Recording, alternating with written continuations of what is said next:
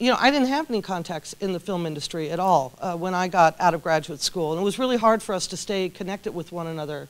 So when I became a dean, I thought we really should create some kind of new young alum network, something that I didn't have when I got out of graduate school. And I thought, well, what would I have liked? And I thought this might work for you, and this is really for all of your benefit. And so tonight is really the kickoff night of this inaugural new young alumni network. You know, Matt came to my office and said, how can I help? And I said, this is what, you know, we'd like to do. And he dived in. So let's give him a round of applause for working so hard. Thank you. And we have to have the family come together. They have to have an emotional core. There has to be something that we care about in the story that we're writing. I mean, and it may not seem that way because it's this goofy animated thing, but we're really looking to hit on something that has some emotion with the family, and it's a real thing that everyone kind of goes through. I think with Mo, you can sort of hint that he's killed people, but you can't actually see the bodies. Right. The other thing, and then the animation side, we have to be careful on the expression that when Bart does something, he never looks maniacal, or even Homer does not look maniacal. Mm-hmm. They do it impulsively, so it's usually a gleeful, wide-eyed look, as opposed to sort of the cartoony smiling and scowling at the same time, like you're being. So that's actually a line that Matt never wanted us to cross either, because first he's thought the expression is just it's a broad cartoony expression. Nobody ever does it except in, you know, in a Kubrick movie when they're going like this. You have to sort of bend your face down and smile at the same time. You can't really make that expression. But also it makes him Bart does it impulsively. He's not maniacal or sadistic. It's just an impulse. And the same when Homer strangles Bart too. It's never should. His note is always, don't make it look like he thought about strangling him. No, it's always like, whoa, it was an impulsive. Yeah, Homer's expression before strangling Bart is always, why, you little. It's just like from like blank face to strangling, and then sometimes they might even think about it. While I still don't get that, though. I don't understand why Homer's strangling his kid. It looks funny. I don't think it's funny. But I've written it in a ton of shows. Many UCLA alumni have worked on the series to make it the great thing that has become. Starting at ground zero, I believe it was David Silverman back 1987.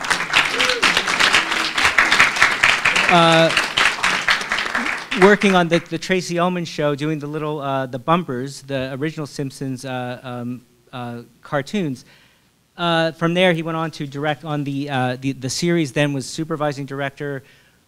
Ultimately, directed the feature, the Simpsons movie, which I thought was wonderful. I had the chance to work on it as well, and that was the start of things.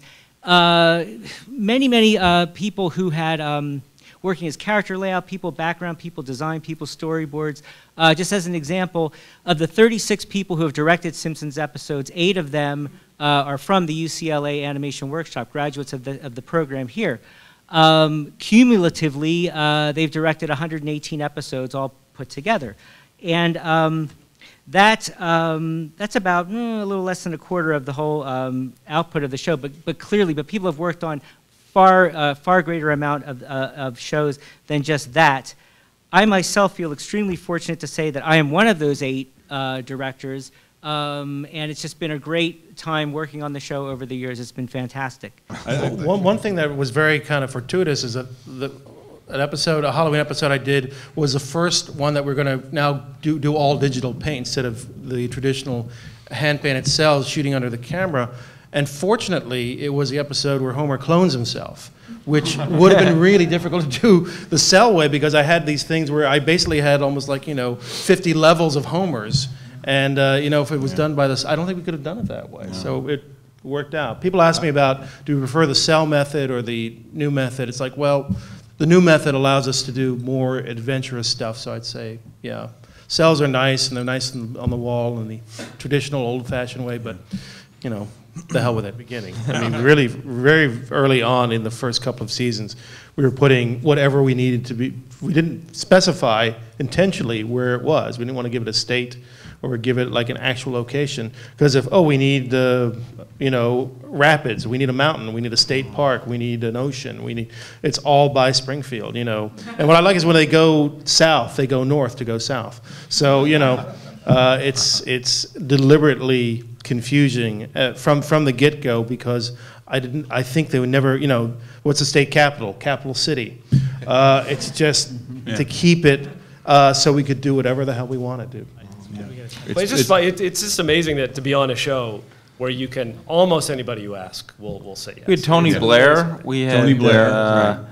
The Rolling Stones. I mean, we had Keith Richards and definitely anyone Mick Jagger. in England, right, will do the show. Yeah. It's so super Ian popular. McKellen. I'm telling someone else's story, so you guys correct me if I'm wrong, but You're wrong. Mick Jagger came in when he was to record. He was just going to record by himself, because I guess Keith and Mick don't record together or whatever. He just wanted to record by himself. So he came in with his entourage and everything, and he pulled one of the writers aside, and they went through the script. He had notes. Mick Jagger had notes on the script, which is, very smart guy. He just really studied it, thought about it, and had questions about it and notes on it. And then Keith Richards came in and wouldn't leave, I guess. No, that's true. I mean, he was magnanimous and just wonderful to work with, but he really, surprisingly, he hung out with people for a long time, which was very, very came nice. with a carton of I wasn't there at cigarettes. the time, but that's what I've been told. He came with a carton of cigarettes and a tumbler of vodka. Which you don't see a lot of voice actors with a carton of cigarettes. The greatest tribute to The Simpsons is probably Stephen Hawking doing our show, who actually, this show does not use, that's Stephen Hawking's actual computer stuff going on. Yeah, We don't, We hack into it from here. He's done it sometimes. The strangest experience I had is Stephen Hawking was there, not as a voice, but he was actually there at a table read one day. And afterwards, I forgot who, maybe, I don't know who introduced me, but it was introduced as the director and had been there for a long time. And his people were with him, asked me, could I explain to Stephen Hawking how we do an episode? Like, what is the process? So here I am explaining something to Stephen Hawking, which is crazy. Well, I figured I should ask him how we do the episode. He kept pushing the Z button on his thing as you were talking to him. I bet. I am going to sleep. I'm going to sleep a lot.